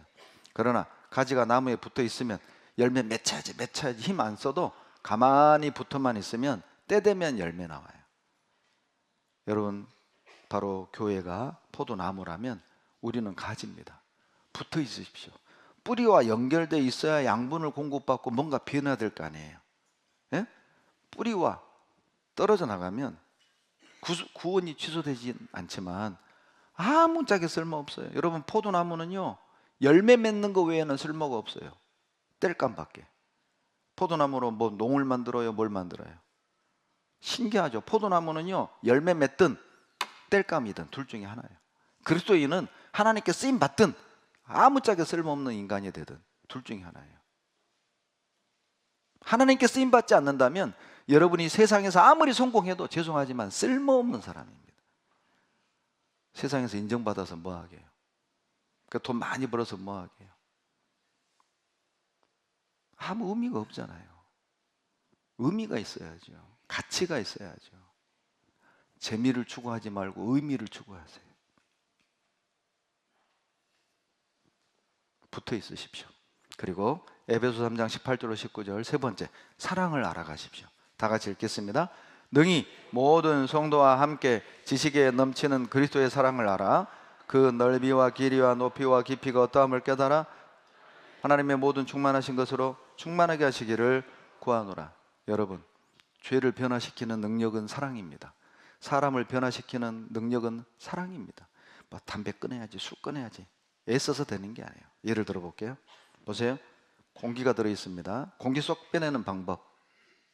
공기 빼내는 방법. 물 채우면 됩니다. 물을 채우면 채운 만큼 빠지는 거야. 컵은 내 마음. 공기는 구원받기 전에 욕심, 고집, 즐기던 죄. 이걸 어떻게 고칠 수 있을까요? 물은 사랑. 주님의 사랑을 채우는 만큼 여러분 육신이 변화된다는 걸 기억하십시오. 왜 우리가 주일날 수요일날 전도 집회를 또 듣고 또 듣습니까? 몰라서 듣는 게 아니에요. 저는 89년에 구원받고 지금까지 복음을 전하고 있습니다. 외워서도 합니다. 몰라서 듣는 게 아니에요. 36년째 신앙생활 하지만 복음 전하다가도 제가 울컥할 때가 많아요. 복음을 듣다 보면 진짜 막 코끝이 찡할 때가 많아요. 그분의 사랑을 생각한다면, 그분의 은혜를 생각한다면, 내가 어쩌다 구원받아가지고, 내가 어쩌다 이 안에 있어가지고. 몰라서 듣는 게 아닙니다. 들을수록 주님의 사랑의 넓이, 길이, 높이, 깊이를 깨달아요. 세상적인 표현을 한다면 철드는 거죠. 신앙에 철드는 사람이요 주님을 위해 삽니다. 보면은 구원받은 지 막 10년, 20년 됐는데도 철없는 사람이 있어요. 철이 없어. 철이. 그 계속 관심이 세상으로만 향해 있는 거예요. 주님을 위해 어떤 계획도 없어요. 주님을 위해 어떤 비전도 없어요. 내가 주님을 위해 어떻게 살겠다 이런 계획이 없어. 계획이. 여러분, 우리가 구역 모임을 하고 어머니회를 하고 청년회를 하고 우리가 이렇게 모이는 이유가 뭔지 아세요? 간증 듣다 보면 주님의 사랑의 넓이, 길이, 높이, 깊이가 딱 느껴져요. 말씀 듣다 보면 주님의 사랑의 넓이, 깊이가 깨달아져요. 그분의 사랑이 딱 와닿으면 힘이 생겨요. 그분을 위해 살아야겠다. 복음을 위해 살아야겠다. 고난을 두려워하지 않겠다. 여러분, 사랑한 만큼만 변화됩니다. 주님을 사랑한 만큼만 드릴 수 있습니다. 주님을 사랑한 만큼만 참을 수 있어요. 그 이상 못합니다. 정말 주님 사랑하십니까? 진짜 주님 사랑하십니까? 제 큰애하고 둘째가 3살 터울인데요. 둘째가 좀 말이 많아요. 정말 오죽하면 언니가 너 입 안 아프냐? 그런데 이제 어렸을 때 언니가 안 놀아주는 거예요, 동생하고. 왜? 시끄러우니까. 그러니까 이 녀석이요 오해를 했어요. 언니는 나를 싫어해. 근데 제가 우리 두 딸 어렸을 때부터 갓난 아이 때부터 매년 사진 동영상을 다 모아놨어요. 그리고 이 아이들 어렸을 때 시간 나면 같이 꼭 그 영상을 봐요. 그런데 둘째가 뭘 봤냐면 둘째가 1살 때 제 언니가 세발 자전거에 동생 태우고 거실을 맴맴맴 돌면서 언니가 동생이 이러는 거예요. 다빈아 재밌어? 다빈아 재밌어? 이걸 본 거예요. 둘째가 그걸 보다가요 쑥 일어나더니 제 방에서, 이거 국민학교 1학년 때입니다, 편지를 써가지고 온 거예요. 이겁니다. 언니 작은 선물이지만 기쁘게 받아줬으면 좋겠어. 언니 사랑해. 작은 선물 초콜릿 하나. 진짜 작은 선물. 그리고 옆에다가 찍찍이 지갑, 그 당시 대유행 찍찍이 지갑, 지갑도 딱 놓고 그 지갑 안에 뭐라고 돼 있냐, 돈도 들어있어. 봤더니 100원 100원. 1학년한테 100원이면 거금이에요. 그걸 준 거예요, 언니한테. 제가 이거 보고요 딱 느낀 게 있습니다. 이게 신앙생활이에요. 주님을 사랑하잖아요, 아낌없이 드립니다. 둘째는 지 언니 사랑을 딱 느끼는 순간 자기가 제일 좋아하는 지갑을 언니에게 내줬어요. 주님 사랑하세요? 진짜 여러분 행복하게 살기 원하십니까? 여러분 진짜 신앙생활 잘하기 원하십니까? 그분의 사랑의 넓이 길이 높이 깊이를 느끼셔야 돼요. 주님이 나를 얼마나 사랑하는지 여러분 아셔야 됩니다. 그러면 우리 이렇게 안 살아요. 누가 나에게 서운하게 하고 누가 나에게 악한 일을 해도 용서할 수 있다니까요. 주님이 나를 용서했는데 내가 누구 용서 못해? 우리를 변화시키는 건 여러분 사랑입니다. 그리고 네 번째는요, 구원받은 사람 가까이 하십시오. 다 같이 읽겠습니다. 한 사람이면 패하겠거니와 두 사람이면 능히 당하나니 삼겹살은 쉽게 끊어지지 아니하느니라. 여러분 봐봐요. 종이 한 장은 찢기가 쉽죠? 뭉치는 어려워요.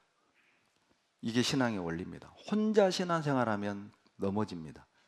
같이 있으면 죄를 이길 수 있어요. 여러분 기러기가요 한 번 날아갈 때 4만 킬로 날아갑니다. 절대 혼자는 못 가요. V자로 같이 날아가야 돼. 제일 앞에 있는 기러기가 바람을 막아주고 뒤에 있는 기러기는 71%의 힘을 아낀답니다. 앞에 있는 기러기가 지치면 교대해 주는 거예요. 그렇게 해서 4만 킬로를 가요. 제가 이 영상을 보면서 이게 우리 교회다. 신앙생활 이렇게 하십시오. 한번 봐보세요.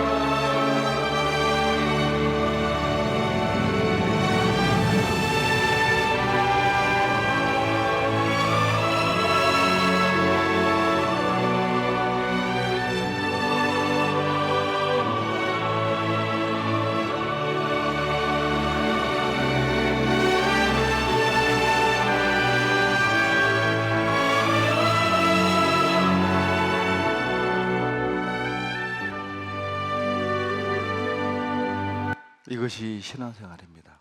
놀랍게도 나를 힘들게 하고 아프게 하는 사람들은 멀리 있는 사람이 아니에요.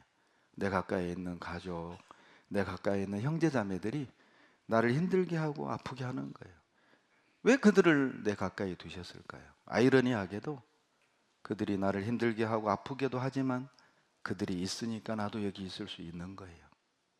내게 필요한 사람인 겁니다. 옆 사람 한번 봐보세요. 따라서 하세요. 당신은 내겐 없어선 안 될 사람입니다. 한번 안아주세요. 한번 안아주세요. 남의 여자 앉지 말고요. 예, 그만하세요. 이제 시간 없어요. 여기 봐요. 여기 봐. 얼른 가야 돼. 얼른 가야 돼. 나 가야 돼. 여기 봐. 사도행전 2장 46절로 47절. 날마다 마음을 같이 하고 성전에 모이기 힘쓰잖아요. 그러면 47절 봐봐요. 주께서 구원받는 사람 날마다 더해 주셔요. 전도 잘 되는 교회 보십시오. 잘 모이는 교회입니다. 전도 잘 되는 교회를 보십시오. 서로 음식을 잘 나누는 교회입니다. 이것이 성장의 비결이고, 그리고 우리 신앙이 변화되는 방법입니다. 자주 모이십시오. 음식을 나누십시오. 날마다 더해 주실 겁니다. 구원받는 사람을. 다 같이 읽겠습니다. 이는 보좌 가운데 계신 어린 양이 저희의 목자가 되사 생명수샘으로 인도하시고 하나님께서 저희 눈에서 모든 눈물을 씻어 주실 것입니다. 이 땅에 살았을 때 복음을 위해 희생하고 헌신한 사람들에게 최고의 보상은 뭘까? 주님 만났을 때 눈물 닦아주는 거예요. 그동안 고생 많이 했다. 이거면 족하지 않아요? 저는 그거면 족해요. 너 교회 지키느라고 고생했다. 복음 전하느라고 고생했다. 너 그때 참느라고 참 고생했다. 고맙다. 여러분, 그거면 족합니다. 그날이 옵니다. 이 땅의 비극은 사업에 망한 게 비극이 아니에요. 이 땅의 비극은 사랑하는 사람에게 버림받는 게 비극이 아닙니다. 이 땅의 비극은 구원받은 사람이 자기를 위해 사는 거예요. 영원한 생명을 얻은 사람이 이 땅의 소망을 두고 사는 거예요. 주님 핏값으로 구원받은 사람이 그저 육신을 즐기면서 사는 거예요. 이건 비극입니다. 비극. 교회를 세울 수 있는 사람, 지옥 갈 영혼을 건질 수 있는 사람은 딱 한 사람, 구원받은 그 사람입니다. 구원받은 사람이 자기를 위해 살고, 구원받은 사람이 이 땅에 성공을 위해 산다면 그 사람 주변에 있는 모든 사람은 지옥 가는 거예요. 이게 비극 아닙니까? 여러분, 부탁 하나 합시다. 구경꾼 되지 마십시오. 일꾼 되십시오. 손님이 되지 마십시오. 가족이 되십시오. 마지막 에베소서 2장 19절 보고 마치겠습니다. 그러므로 이제부터 너희가 외인도 아니요 손도 아니요 오직 성도들과 동일한 시민이요 하나님의 권속이라 하나님의 가족이 되어 사십시오. 손님이 되지 마십시오. 외부인이 되지 마십시오. 기도하겠습니다. 사랑이 많으신 하나님, 감사합니다. 한 주간 복음 전할 기회 주시고 많은 영혼을 구원해 주시며 식어진 우리 마음 뜨겁게 회복시켜 주시고 우리의 갈 바를 알게 하심을 감사드립니다. 새롭게 구원받은 주의 자녀들, 주님 오시는 그날까지 몸된 교회 안에 뿌리 내려 열매 맺게 하시고 하나님의 영광을 위해 살다가 주님 만날 수 있도록 도와주십시오. 한 주간 복음을 위해 수고해 주신 서울 은평교회 형제자매들 가정에 평안과 기쁨을 주시고 더 충성된 희생하고 헌신하는 좋은 일꾼들 많이 세워주셔서 은평교회를 통해서 주님의 영광이 나타나고 크고 놀라운 역사가 이루어지며 전국교회 안에 귀감이 되는 교회로 성장할 수 있도록 도와주시옵소서. 여기 기도하는 우리 모두가 일꾼이 되게, 가족이 되게 해주시옵소서. 예수님 이름으로 감사하며 기도드렸습니다. 아멘.